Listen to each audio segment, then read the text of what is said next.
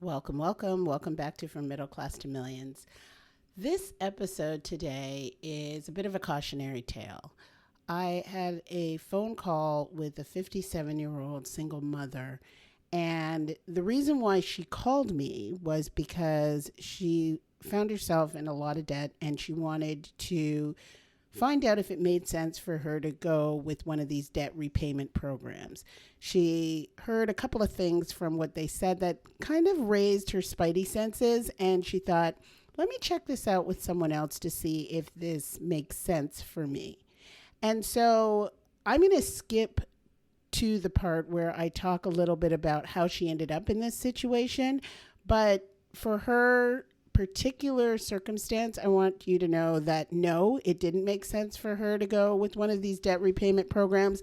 I think if you go back to an episode, which I'll link in the show notes, I talk about these debt repayment programs and how for a lot of folks, they end up being a bit disastrous, mainly because they trash your credit. Yes, they simplify your payments into one, but in essence, you end up having the worst credit. It takes a long time to rebuild it. You still take a long time to pay off these loans, much longer than you would have if you had a real true debt repayment strategy.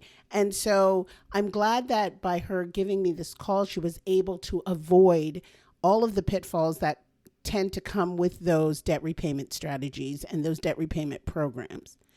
But what I think is most important about this conversation that I had with her is that she said this is the first time that she's really talked to somebody about money. It's the first time that she's reached out because she said she didn't want to talk about this kind of stuff. And it wasn't because this stuff, meaning money, was always tight. It was because culturally she didn't feel like this is something that we talked about in our society. We didn't talk about our money. We didn't talk about how things were going, how much we were making, whether it made sense to do X, Y, and Z with our money, how you go about making significant, huge life purchases. You don't talk to people about these types of things. And she thought, I got to try something different. And that's why she reached out to even simply ask the question if this particular circumstance made sense for her given her life and what she had going on. Now, I want to talk to you guys about the whole idea of personal finance and why it's so important. Why it's so important to understand your cash flow, your budgeting, your spending, your credit card utilization, your investing, and tax implications. It is so important to understand these things because when we don't have this financial literacy, when we don't understand how all of these things piece together, we are unable to avoid some of the pitfalls that come from making some decisions solely based on the lack of knowledge. If you go forward and make these decisions and you have the information, that's one thing. But when people repeatedly, like in the case of this woman, make decisions that hurt her and hinder her financially, it is very difficult to get out from underneath these decisions that she's made. And the consequences are really painful. So I'm going to go through some of the decisions that she's made over the years and the choices that she's made. And I know that listening to this, you may think, well, I know not to do that. And I've heard you shouldn't do that. And oh, shoot, I did that. I want you to listen to how one decision after the other has just piled on top of her and has made her now current situation at 57 years old, not untenable, but really challenging. And if there's anyone who could avoid, by hearing this podcast, make one fewer of these decisions, or this is about to change how you look at the decision you're about to make, and you get an understanding of how it will impact you financially in the years to come, then this is the purpose. This is the reason why I teach personal finance. And it's so fascinating because the other day I was talking to my son who's 20 and he's about to go back to school, and he was asking me some questions about personal finance. And he didn't even realize he was asking these questions. And I thought to myself, yes, see, this is it. Even someone who lives in the house with me, even someone who's spent his whole, well, he doesn't live in the house with me now the majority of the time because he's at school, but someone I've raised and has heard the language of personal finance, it still takes time to piece these things together. It still takes time for you to figure out that, holy mackerel, if I put this much money in this area, whether it's spending, whether it's investing, whether it's whatever it is that I'm doing, I may not have enough to live between now and the next paycheck. And I've got to strike that balance, which is something that he discovered this summer. He was really aggressive with his investing and ran out of money between paychecks. And he's like, how the heck am I living paycheck to paycheck? Right? And it's such a simplified version of it because, yes, what are the ramifications of that? Nothing. You know what I mean? It's not like he can't pay his rent or he can't pay for a car or whatever. For him at 20, the ramifications aren't that great, but the awareness is there. The awareness is there. And so I realized that, yes, it takes time to learn all of these pieces, but it is one of the most critical things that you have to learn. And it is the missing piece from our educational system because you're out into the world and you've got to figure it out. And that's why this woman at 57 years old is just waking up and realizing, hey, I'm going to have to work well and into my 70s. She said, I'll probably have to work another 20 years. So let me get into what are some of the decisions that she's made over the years that has gotten her into this position right now that she feels is really trying, but I know that she can get out of. But if I can help anybody avoid these pitfalls, this is it. This is why I do this. All right. One of the major things that she mentioned to me is that she has dipped into her retirement fund to pay for her kids' college education. This has been a series of painful awakenings for her every single year, because not only is she dipping into her retirement fund and incurring the penalty, because remember, she's now 57. She hasn't reached 59 and a half. So she's not of retirement age. So she's taking that money out, paying a 10% penalty on the money every single time she withdraws it and uses it to pay for college. But then what she does is she didn't realize that money is counted as income in the year that you withdraw the money. So come tax season, the IRS says, oh, you made an extra X amount of money, whatever it is that she withdrew, and she's going to be taxed accordingly. So she found herself in this cycle of, I've taken out the money, I've paid 10% tax. Next year I'm owing money. I take out the money, I pay 10% tax. Next year I owe more money. And on. She's been doing this for years because her first child is out of college. And her second child is partway through.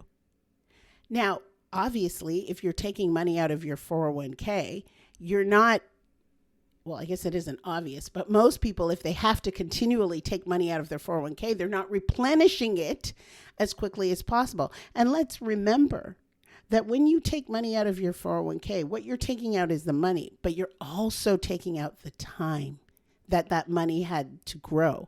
And you can put the money back, although a lot of people find it challenging to put that money back and continue investing at the rate at which they should be in order to retire with a sizable nest egg. They lost the time.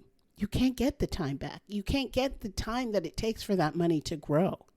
And so that is a quick, short-term fix that she was using in order to pay for her kids' college. Now, the reasons why she decided to do this is probably because, and I didn't get this from her, but from some of my former clients who had come to me who had done similar things, they wanted to pay for their children's education.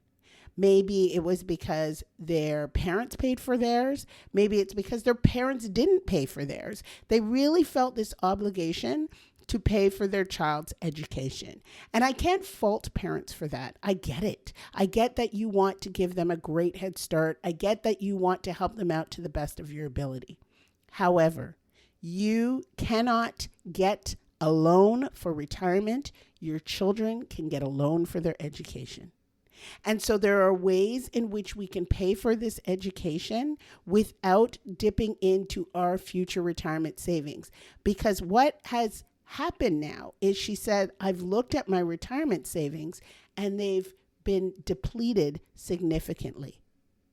And it's not only from drawing out that money every time she was going to pay tuition or help her kids with books and all the expenses, but also a few years back, she had decided to purchase a home. Now, as you all know, I love real estate. I have nothing against real estate. In fact, I recently joined a real estate investment group, and we are about to embark on purchasing lots of real estate throughout the country and abroad. And so real estate is a very big passion of mine. And I understand that people want to own a home, and I get it. But I also understand that purchasing a home can make or break you financially for a lot of reasons. And she has realized at this point that she is now house poor. She bought the house, again, used her retirement money for the down payment, and she was really relying on her kid to help pay for the house. She was really relying on this kid who was going to graduate, get a good job, and help contribute to paying for the house because he wasn't going to move away. Apparently, he was going to stay in town and live there with her, at least to get on his feet and get established. But the idea was he was going to contribute to the house. Well, what has happened since he's graduated? He really hasn't found his footing. He hasn't gotten a stable job. He hasn't really kicked off in his career. And guess what? Now she's finding that she's got to support the entire household by herself, even though she had made this decision that she would have some assistance. So she's got one kid who's graduated, trying to figure out the work environment, which is understandable, especially for folks, kids who are like 22, depending on what you go to school for, it is not necessarily that easy to jump out of college and get a job. That is not necessarily the case. And for a lot of folks, if you are looking at your kids right now who are going into college, who are in high school, think fast, think ahead. The next 5 to 10 years are really going to make a remarkable difference in what college entry-level jobs are going to look like, right? They're not going to look the same. Thank you, AI. And so if your kids are in school and they don't have a direction or a focus, or they're not in a program that's going to enable them to support themselves, then it's time to start thinking about how they're going to do that. No longer is it, we can get a college degree and it didn't cost us that much and we'll still find a job. It is not as easy as it once were. And so it's very important for you as a parent, or if any Gen Zers are listening to this right now, for you to think about, hey, what am I going to do after I have this piece of paper, this degree? What am I going to do with it? What is it going to get me? But I digress. So here she is with 2 kids and a house. Okay. One kid's graduated, doesn't quite have a job, hasn't figured it out yet, isn't making the money that she was counting on to help contribute to the household expenses, and a second kid who's making their way through college as well. So at 3 points, she's dipped into her 401k. And that's why now she's like, wow, there's hardly any money in there. I'm 57. She assumed that she would retired around 65, but she knows that there's no way that she's going to get that money up to where it needs to be so that she could retire at 65. She said that whole account is a fraction of what it was. And because she now realizes that she's going to have to work into her 70s, she's had a conversation with her kids. And she's told them that I'm really relying on you to support me in my old age. That's hard. I'm going to tell you that's hard. Because here is this 57-year-old single mom who dipped into her own retirement savings so that she could help her kids, so that she could give them a solid financial start. She did that so that she could also buy a house. You know, the American dream, generational wealth, the whole thing. And she's struggling with that. And she's found herself in a ton of debt. And now, because of these choices that she made out of the goodness of her heart for her kids, she's now saying, oh my gosh, I'm not going to have enough money to retire. I'm going to have to depend on you guys to help me. That's a lot to say to a 23-year-old or 22-year-old. I don't know exactly how old her kids are. And I think her younger child is like a junior in college. That's a lot. That's a lot to embark upon because they haven't even started their lives yet. They haven't even figured out how they're going to support themselves. And they already know that, hey, this is coming down the line. You see, this is why I do what I do. Ideally, I want to help folks create their wealth map long before they make a series of decisions that completely change their lives. Working until 70, 77, she's saying, another 20 years. That's a lot of pressure to put on yourself. And that's a tremendous amount of pressure to put on your kids, to tell them that, look, guys, because of these decisions that I make, even though they were for you, they're now going to be working against you. And they haven't even started yet. No, thank you. No, thank you. I think it's so important for folks to understand how money works. I talk about creating wealth. And in order to create wealth, you've got to get these foundational pieces. You've got to understand that every one of these money decisions impacts you in multiple ways. And so when you don't understand that when you jump into your 401k and take out that money, that you're being penalized, that you're being taxed heavier, that you're reducing your security blanket for the future, that you'll never get that time back, that you're impacting your children's lives because as they're trying to sort themselves out and find their way, you've now become a dependent. That's really tough. And it's solely because she didn't talk about money. She didn't have anybody to ask. She didn't ask questions. She knows a little bit about a bunch of things. I mean, she mentioned to me that during COVID, she was, buying some stocks at Robinhood. Buying stocks. I love that you're investing, but no, ma'am. No, ma'am. Get out of your 401k. Stop ripping the money out of that. You need that for later.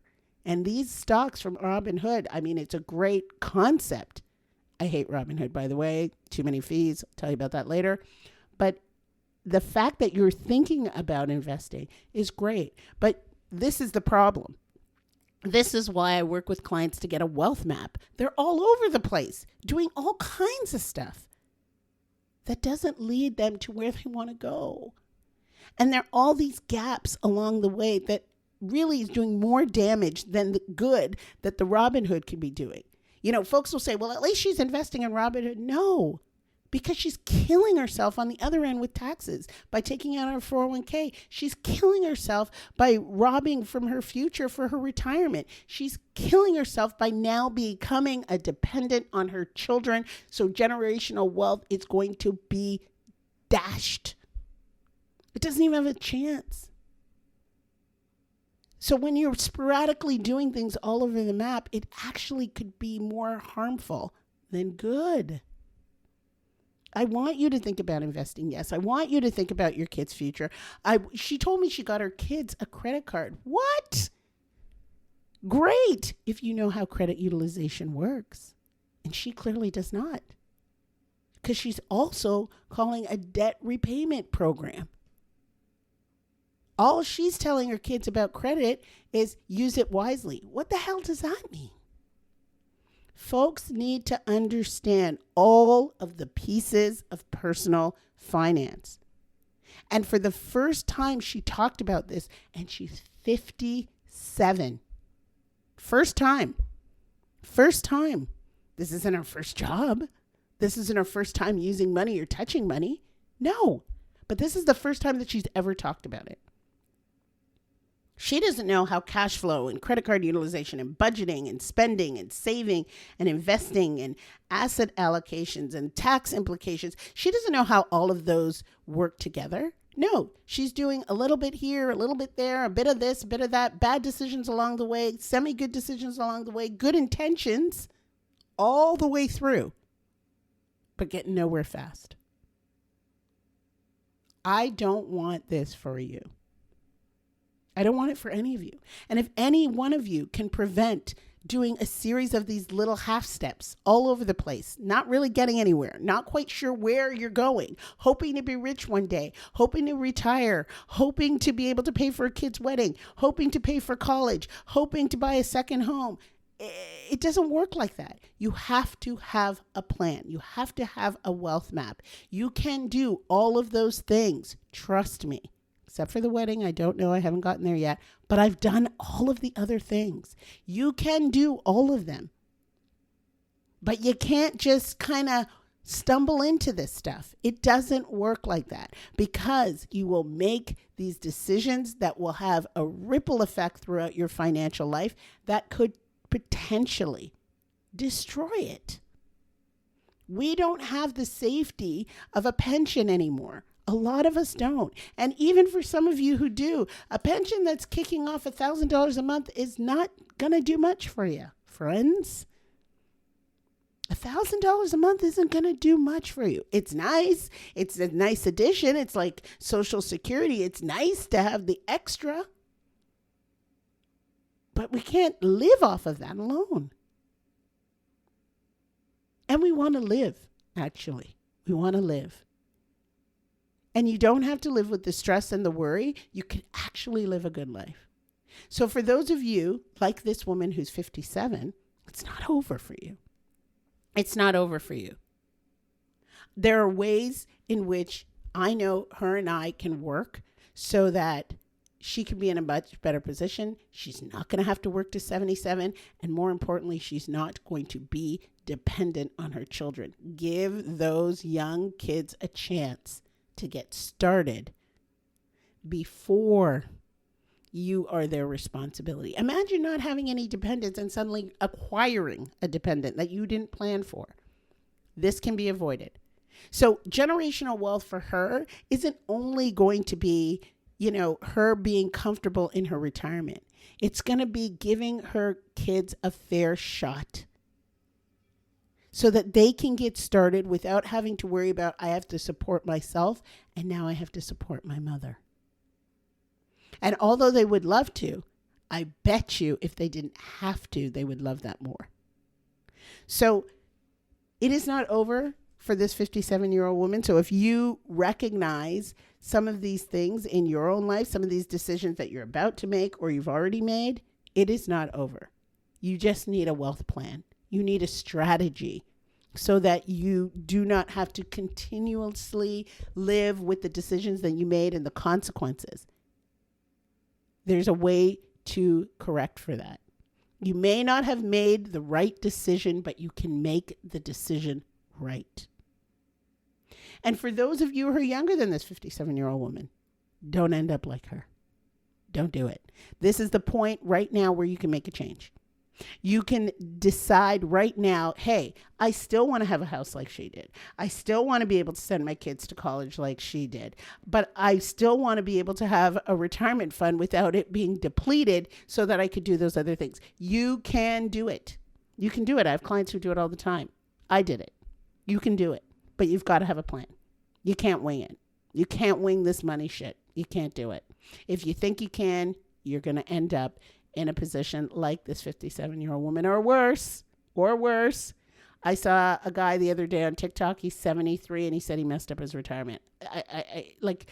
And he's selling stuff on TikTok right now. Listen, nobody wants to struggle. Nobody should have to struggle. You live in the richest country in the entire world. You can figure this out, but you can't do it haphazardly. You can't. It doesn't work like that. Okay? That was a bit of a rant. I know it was a lot, but I really wanted to drive this point home, and I really wanted to express why personal finance is so important, why it seems so overwhelming and confusing for some. And it's really because there's a lack of information. It's either they don't have the financial literacy or they're overwhelmed by all the things. And one of the things that I do to make it easy for you is I just map it out. I map it out. And you just follow the steps. And the steps are personalized. They're personalized to your life. Not my life, not my other clients, to you. Because we all want different things. But in order to get a lot of these things and to create a lot of this piece, finances are important. Don't let anybody tell you they're not, because that's a lie. Because we need to have, yes, our basic needs met, but we also like to have some creature comforts, and there's nothing wrong with that. All right, folks, I want you to have a good week. I want you to reach out to me if you're ready to get this wealth map started. Do not delay. 57 comes really quickly, and I don't want any of you who may be in your 20s, 30s, or even 40s to sit there and think about, okay, I'll do it next year. No, now is the time. Lay the groundwork, start, get it going. All right. I want you to also rate this podcast and leave me a comment and let me know how you feel about it. 5 stars would be great. Take care, and I'll talk to you next week.